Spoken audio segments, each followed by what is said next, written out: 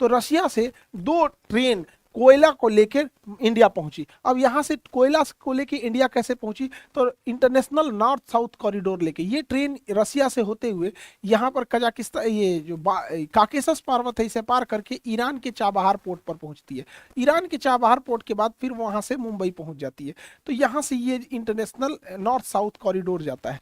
इसी में यहाँ पर India Middle East economic corridor भी जाता है। तो India Middle East economic corridor जो है ये भी यहीं से गुजर सकता है। तो India Middle East economic corridor Dubai, Saudi Arabia ये होते हुए यहाँ से निकल सकता है। लेकिन इन दोनों इतने बड़े बड़े ट्रेड रूट के लिए भारत के पास मुंबई बंदरगाह उतना गहरा नहीं है।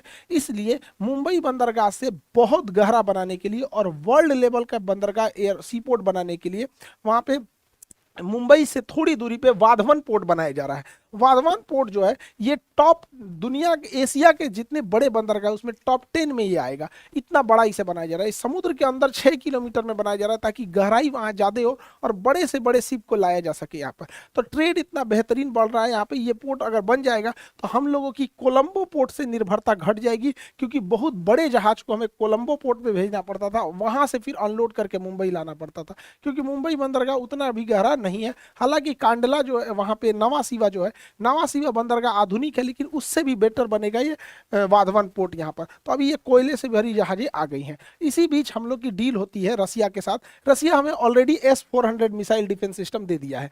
S-400 जो है 400 किलोमीटर के दायरे में आने वाले किसी भी एरियल थ्रेट को मार सकता है। ये एक किसी भी जहाज या मिसाइल को मारने के लिए काउंटर में 2-2 मिसाइल छोड़ता है, ताकि एक से मिस हुआ तो दूसरा उसे मार सके। बट इसका रडार जो होता है वो 600 किलोमीटर देख सकता है, लेकिन 400 किलोमीटर के दायरे में आएंगे तो मार के गिरा देगा।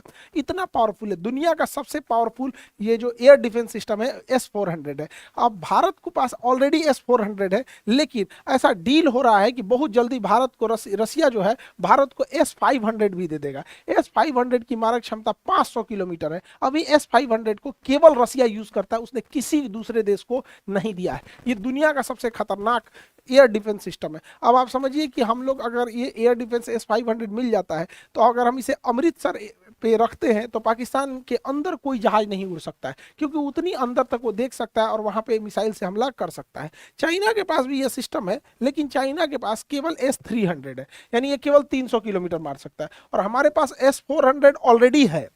ऑलरेडी ये चाइनीज भाई लोग तुम समझो ध्यान से, हमारे पास S-400 पहले से है, S-500 आने वाला है।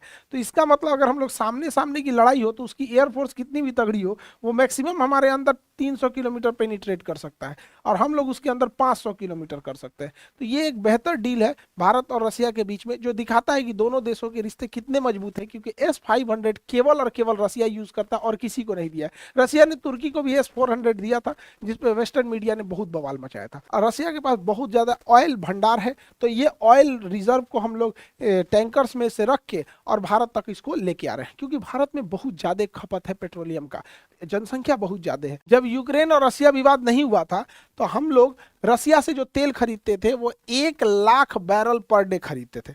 बैरल मतलब कौन सी ड्राम को बैरल बोला जाता है। इसमें क्वेश्चन पूछता है कितने लीटर आते हैं, 159, 159 लीटर को एक बैरल कहते हैं। तो हम लोग रसिया से पहले 1 लाख बैरल पर डे तेल खरीदते थे, 1 लाख बैरल पर डे। तो अब जब विवाद हुआ तो वेस्टर्न मीडिया ने हमारे ऊपर दबाव बनाया, वेस्टर्न ने दबाव बनाया कि इतना तेल क्यों खरीद रहे हैं, इससे तो फंडिंग होगी यूक्रेन की, युद्ध की, वहां के लोग मारे जाएंगे। तो भारत ने 1 लाख बैरल से बढ़ा के 19 लाख बैरल पर डे कर दिया।